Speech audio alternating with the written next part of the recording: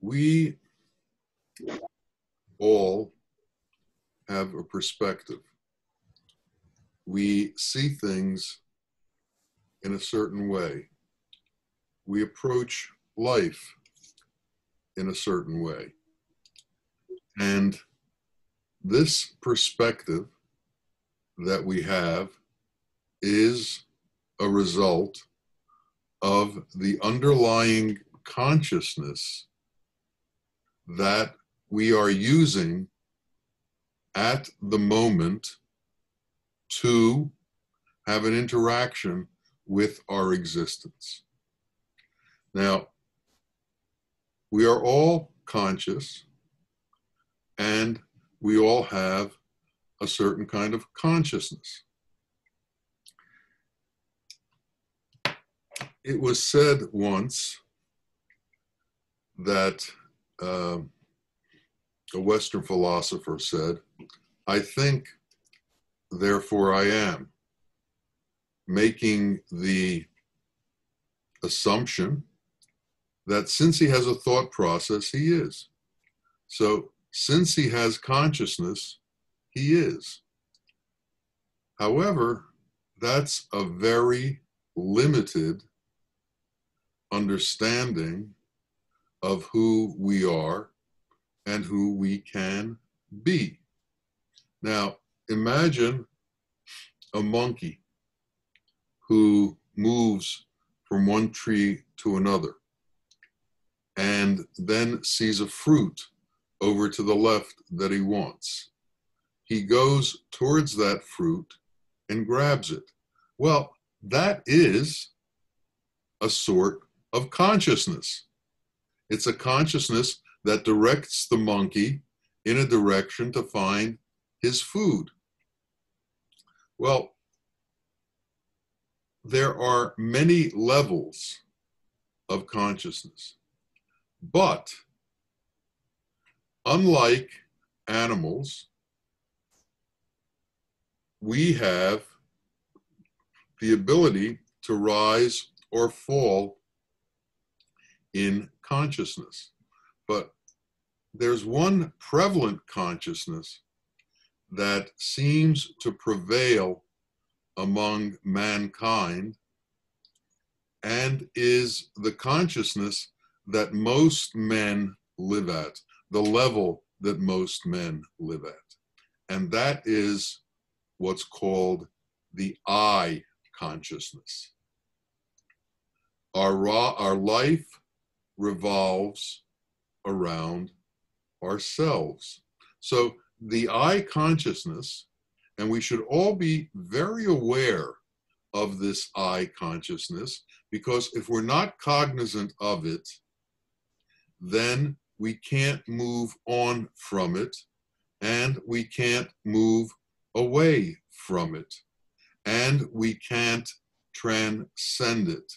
So it is imperative that we are cognizant of the periods of time when we enter into this I consciousness. And what is this I consciousness?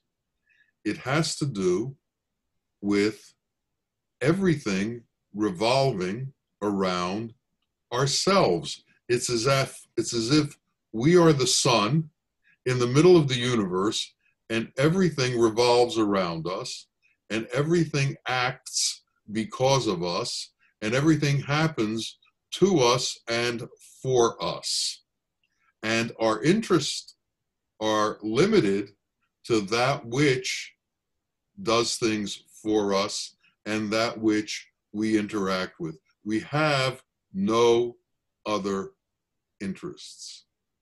It is a consciousness that's totally centered on the self. And this I consciousness that is totally centered on the self has three major components to it: the ego self, the I, the desire self that tries to fulfill its lust which is involved mainly with sex, and the Maya consciousness, wherein the eyes believe everything that they see and interact with everything that they see as if it were truth. So the Maya consciousness, which is part of the I consciousness, takes this illusory world as real. And if the I consciousness didn't take this illusory world as real, this I consciousness would disappear, because the I consciousness is melded into the illusory world and incorporates itself with the illusory world, with Maya, with illusion, and treats all of it as if it were our reality. As long as we do this, then we are caught in the trap of illusion. We are tied to illusion, and we are truly the victims of illusion. And it is for us to understand what happens when we are tied to illusion and become the victims of illusion. Some of the things that happen to us are we suffer. We suffer because of what we see in this illusory world and how our desire attaches to this illusory world and the needs that this I consciousness conjures up through its desire in this illusory world.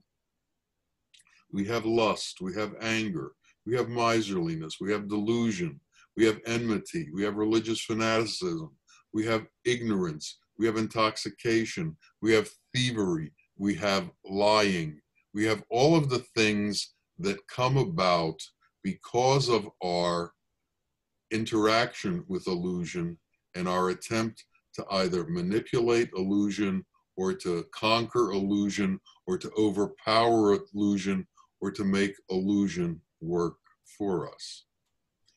As long as we are tied into this I consciousness, there is a separation between me and you. I am different than you. And all of the things that bring about differences come into our consciousness. And they almost always have the idea with them that what makes me different than you is better because I'm involved in it and you're not. So my religion is better than your religion. My race is better than your race. My language is better than your language. My titles are better than your titles, and so on. There's a world of relating differences. And when we think somebody has something that we want, jealousy creeps in. Other of these qualities that again bring about separation. Jealousy brings about separation. You want what somebody else has. What does that bring about? It brings about conflict because you have to do something to get what you want. And what does conflict bring about? It brings about anger. It brings about sorrow. It brings about suffering.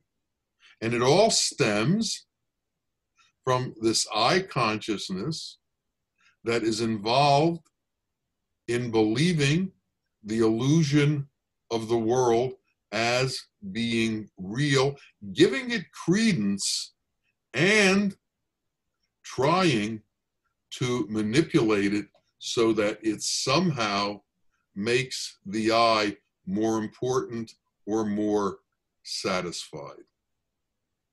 There are so many stories about jealousy and about wanting what somebody else has and what it does to you. One of them is about a man who was talking to his friend, and his friend told him he was getting a second wife. And he told him about all of the advantages of a second wife and how it was almost like paradise on earth, and he should consider doing it. And Nasruddin was sitting with the two when he heard this. He didn't think anything of it until the friend who had been told about having a second wife, whose name was Hassan, was seen going to the market every day, and it wasn't something that he usually did. And Nasruddin followed him and saw that he was looking at one specific young woman. And then Nasruddin came to him and said, Hassan, you're married. Why are you looking at this specific young woman? And he said, well, my friend told me that he took a second wife and how wonderful it was, and I was thinking of doing the same thing myself. And he said, let's go have a cup of tea. And he sat him down and he said, do you know the story of Ahmed and Ali? And he said, no, I never heard the story of Ahmed and Ali. He said, well, Ahmed had two wives, and he told Ali about it, and he kept telling him about it every day and every day and every day. And Ahmed became jealous of Ali for his two wives, and then went out to find a second wife. Finally, after some effort, he found one and brought her home to introduce him to his first wife. As they got into the door and as he introduced her, the second wife looked at him and said, I see the way you look at your first wife. You still love her. Why did you bring me here if that was the situation? Stay away from me. So he went to his first wife, and she said, Ali, you brought home a second wife. Why are you looking to me now? Go to the one you brought.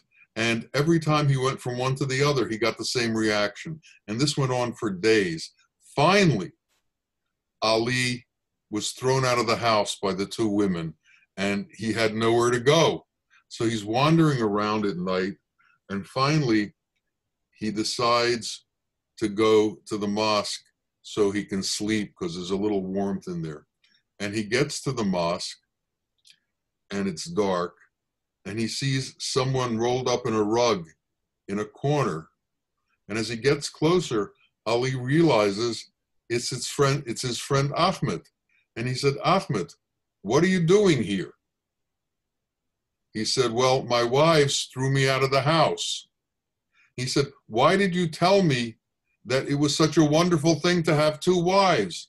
He said, I was very lonely in the mosque.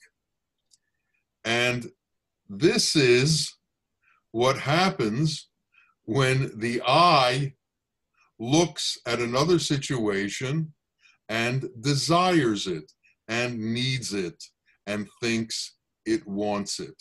You can't tell the consequences of where the eye is going to take you, because the eye is basically governed by lust and by illusion and by fulfilling the eye consciousness. And this is a dangerous place to be.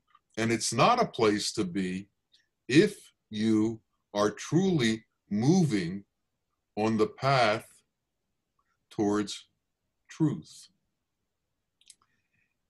We must somehow let go of this I consciousness. And in letting go of this I consciousness, we are able to transcend illusion. As long as we live within the I consciousness, and I is the center of the world, we cannot transcend illusion because our life is dependent on illusion. Our life is dependent on our interaction with illusion. Our life is dependent on trying to find satisfaction from illusion. And satisfaction cannot be found within illusion.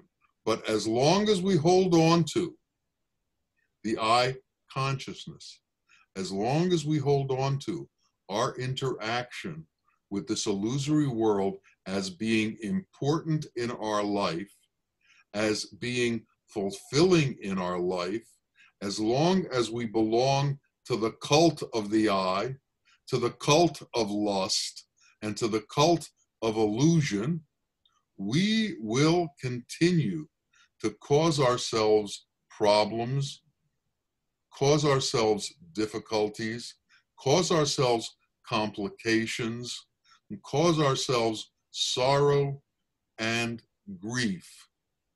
Well, and many people end up becoming drunks, becoming drug abusers, what they call self-medicating, in order to try and relieve themselves of all of the problems that they've caused themselves from believing in this illusory world. Now, we often talk about the qualities of Allah and the transcendent nature of the qualities of Allah. And what we have to do is compare the I consciousness to the transcendent qualities of Allah. We have to compare the I consciousness to the consciousness that happens when we incorporate Allah's qualities into our being. And we have to begin to understand what the difference is and what it is that we have to change within us, or in reality, what does change within us when we acquire these other qualities, when we acquire Allah's qualities. We change from a totally self-centered being to one who begins to have the evolution within their being of the ability to comprehend other people's feelings, to be able to comprehend other people's needs, to be able to comprehend other people's sorrows. In other words, we begin to feel other people in the same way we felt only ourself when we were involved with just this I consciousness. Allah's consciousness spreads among everything. The I consciousness stays confined within this thing we call ourself, this body we call ourself. But here's where the mistakes begin. We begin to identify with this body as if it were us. We all know, and if we don't, we should know, that this body dissipates and disappears. This body has a lifespan, and when this lifespan ends, this body begins to come apart, and something called death overwhelms this body, and it no longer functions.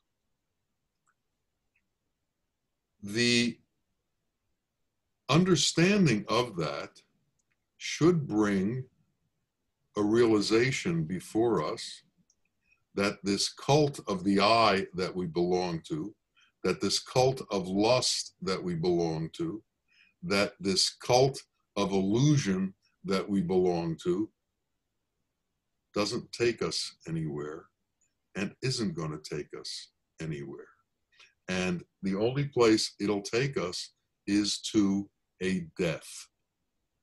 And if we are looking to avoid this death, we have to change the internal consciousness within us to the consciousness that is limited to the elemental forms and the interrelationship of this I with the elemental forms in the thousands of different ways that that's possible, and in the thousands of different ways each of us interacts with it differently. If we can change that to an adherence to transcendent qualities that are beyond form. So one of the major understandings about the I consciousness is that it's totally involved with form. It's totally involved with the elemental world. It's totally involved with the interaction with the elemental world and an attempt to fulfill desire through the elemental world. And desire cannot be fulfilled, true desire for truth cannot be fulfilled through the elemental world. And people who are constantly striving to fulfill themselves through the elemental world are incredibly frustrated, unresolved people with unresolved situations that are constantly heaping more and more problems upon themselves because of the different ways they try to unravel the difficulties they've caused in this world. Mercy doesn't need to be unraveled. Compassion doesn't need to be unraveled. Love doesn't need to be unraveled. It's very straightforward. Suffering, on the other hand, constantly needs to be unraveled. Where did it come from? How did it get here? What do I do to change it? Well, whatever the circumstances were that brought about suffering, whatever the circumstances were that brought about distress, you're not going to change them. They're part of what involvement in the illusory world brings. So the answer to these sufferings is a different approach to our own existence, not somebody else's, our own existence. And there has to be a focus on the self that talks to the self, analyzes the self, looks at the self, and says, what is it that's causing me these difficulties? And then you begin to realize that what's causing the difficulties is the impurities that you carry with you because of your involvement with this illusory world, because of your involvement in I consciousness, because of your involvement in the cult of sex or the cult of religion or the cult of differences. And when we can begin to truly understand that and truly see that happiness comes through relieving ourself of our I consciousness, we will begin to start the transformation to becoming a true human being. Now, remember that Allah, before he created man, had created the archetype of man. And the archetype of man was this perfected man with God's qualities who communicated with God. A man whose qualities were synonymous with God's. a man whose qualities were all transcendent, all at the highest level, all in relationship with reality and truth. And sometimes this is called the Nur Muhammad. But as we descended into the world, we lost touch with that archetype that we were created to be or created to become. And now we have to get back to that archetype. Our purpose is not to be interrelated with this world of illusion. Our purpose is not to interface with this world of illusion. Our purpose is to interface with Allah. And how do we get to know Allah? We only get to know Allah through His qualities. We only get to know Allah through His names, through His gracious qualities and His 99 names. And as we begin to understand how these qualities work, what we find is that our I consciousness begins to disappear. And we become moved into another direction. Wisdom begins to dawn in us and takes us to wise consciousness, luminous consciousness, divine consciousness. And all of this begins with our intention. The innate qualities within us will bring about a wisdom that is commensurate to your intention.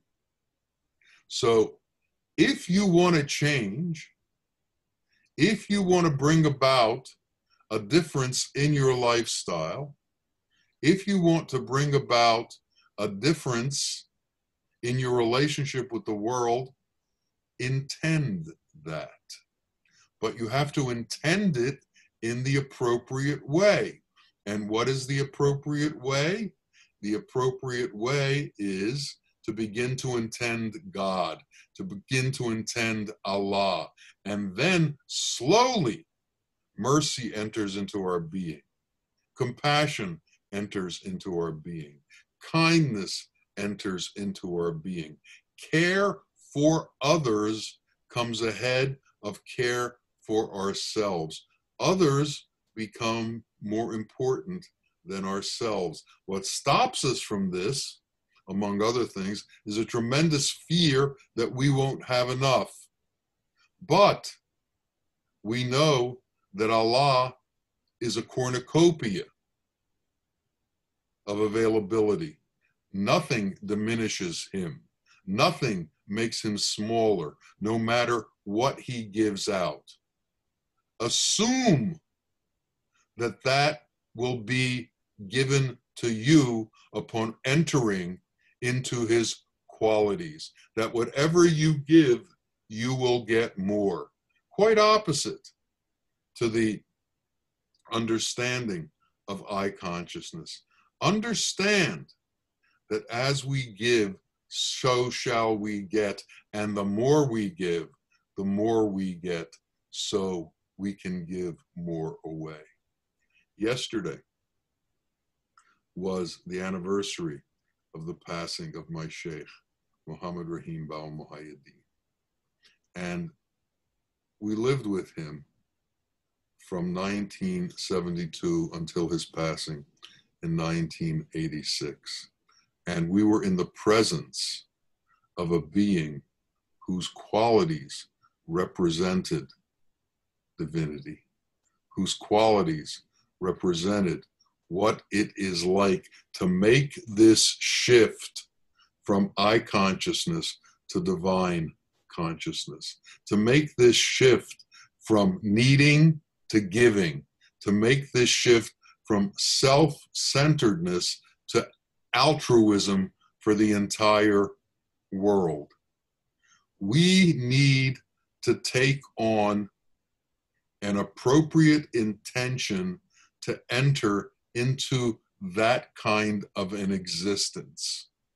His advice to us, amongst many other things he said, was become like me.